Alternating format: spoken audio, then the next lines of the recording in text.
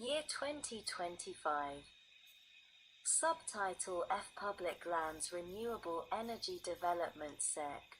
2601. Definitions. In this subtitle, 1. Covered land.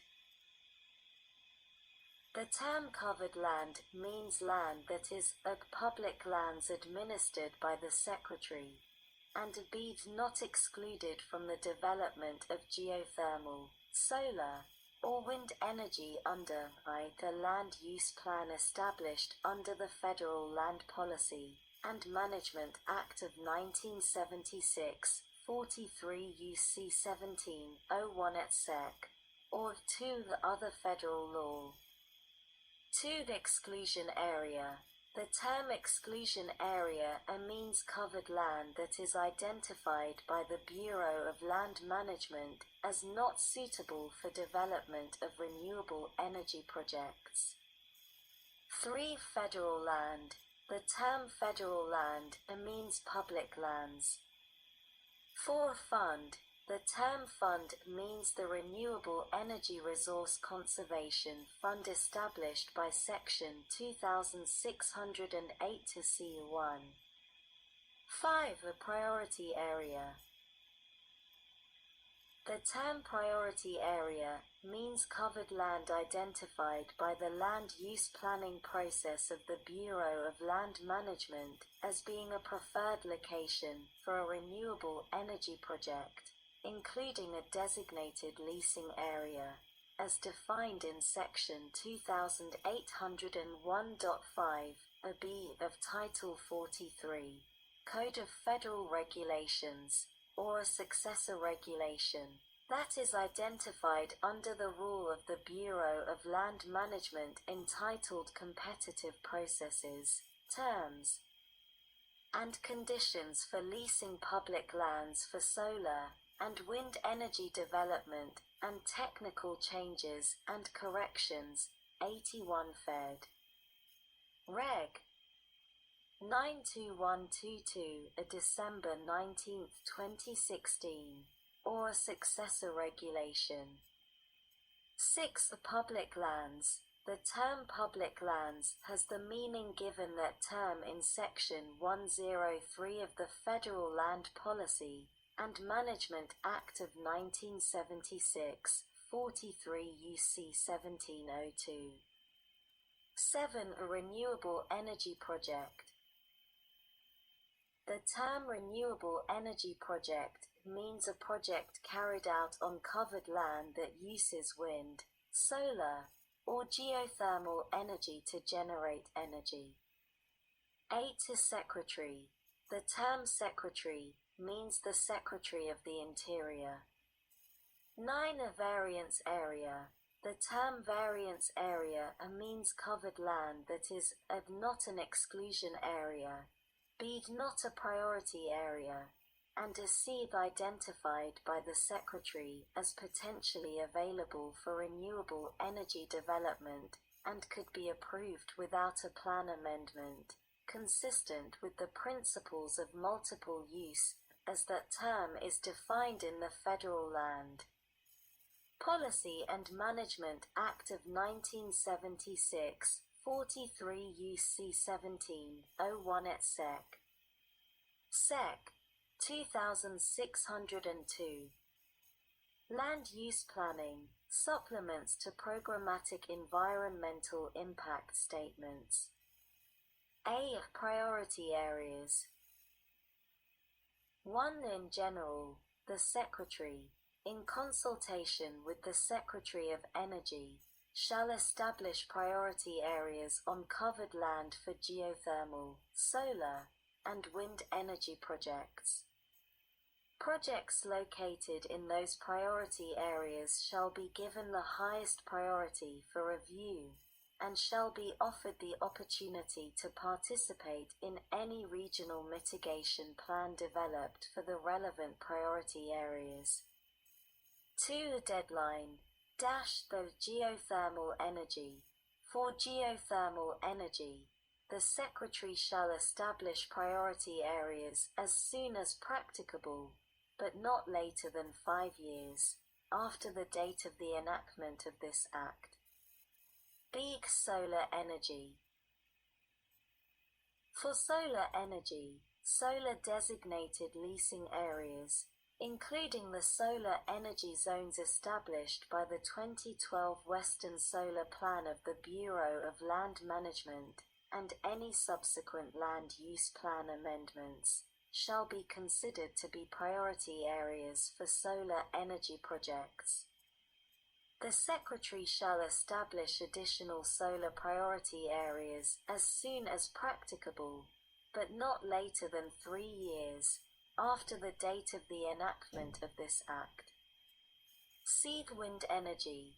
For wind energy, the Secretary shall establish additional wind priority areas as soon as practicable, but not later than 3 years after the date of the enactment of this Act. BEAD variance areas. To the maximum extent practicable, variance areas shall be considered for renewable energy project development, consistent with the principles of multiple use, as defined in the Federal Land Policy and Management Act of 1976, 43 U.C. 1701 etc. Seed review and modification. Not less than once every 5 years, the Secretary shall 1. Review the adequacy of land allocations for geothermal, solar, and wind energy priority and variance areas for the purpose of encouraging new renewable energy development opportunities, and 2. Based on the review carried out under paragraph 1, add, modify, or eliminate priority, variance, and exclusion areas. D. Compliance with the National Environmental Policy Act. For purposes of this section, compliance with the National Environmental Policy Act of 1969, 42 U.C. 4321 etc. shall be accomplished 1. For geothermal energy, by supplementing the October 2008 final Programmatic Environmental Impact Statement for geothermal leasing in the western United States, and incorporating any additional regional analyses that have been completed by federal agencies since the Programmatic Environmental Impact Statement was finalized. 2. For solar energy, by supplementing the July 2012 final Programmatic Environmental Impact Statement for solar energy development and incorporating any additional regional analyses that have been completed by federal agencies since the Programmatic Environmental Impact Statement was finalized. And 3. For wind energy, by supplementing the July 2005 final Programmatic Environmental Impact Statement for wind energy development and incorporating any additional regional analyses that have been completed by federal agencies since the Programmatic Environmental Impact Statement was finalized. No effect on processing applications. Any requirements to prepare a supplement to a Programmatic Environmental Impact Statement under this section shall not result in any delay in processing a pending application for a renewable energy project. F. The coordination. In developing a supplement required by this section, the Secretary shall coordinate, on an ongoing basis, with appropriate state, tribal, and local governments, transmission infrastructure owners and operators, developers, and other appropriate entities to ensure that priority areas identified by the Secretary are 1. Economically viable, including having access to existing and or planned transmission lines, 2. Likely to avoid or minimize impacts to habitat for animals and plants, recreation, cultural resources, and other uses of covered land, and 3 are consistent with Section 202 of the Federal Land Policy and Management Act of 1976, 43 U.C. 1712,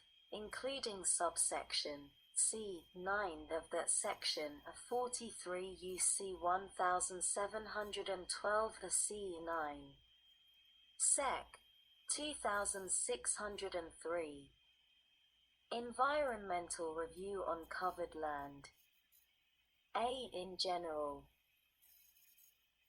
If the Secretary determines that a proposed renewable energy project has been sufficiently analyzed by a programmatic environmental impact statement conducted under Section 2602d, the Secretary shall not require any additional review under the National Environmental Policy Act of 1969, 42 U.C. 4321 et seq.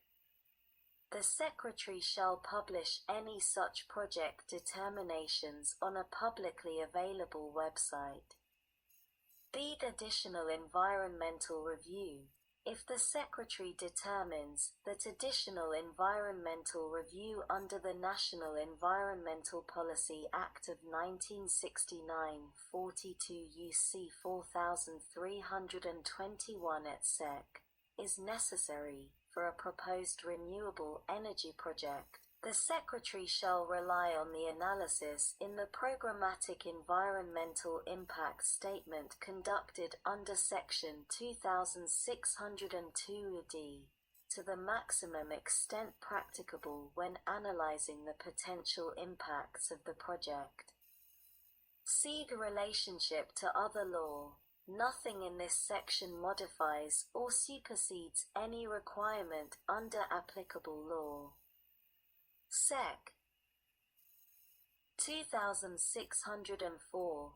Program to Improve Renewable Energy Project Permit Coordination.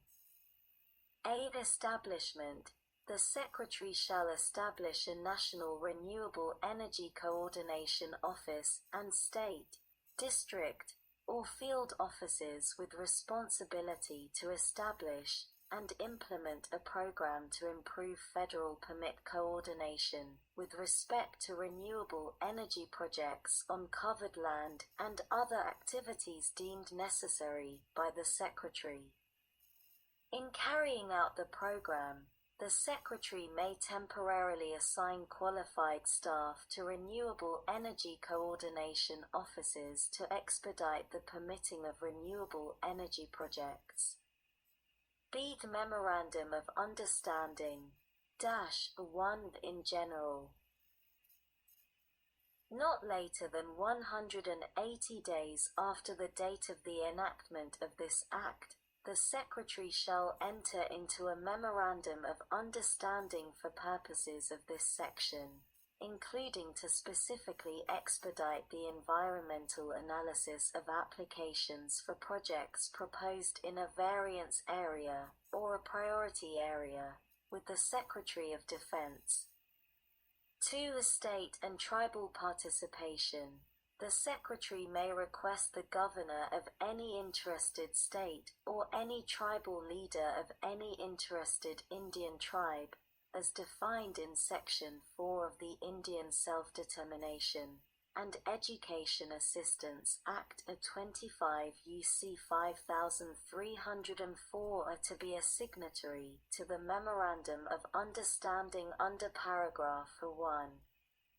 See the designation of qualified staff -1 in general. Not later than 30 days after the date on which the Memorandum of Understanding under subsection B is executed, all federal signatories, as appropriate, shall identify for each of the Bureau of Land Management Renewable Energy Coordination Offices one or more employees who have expertise in the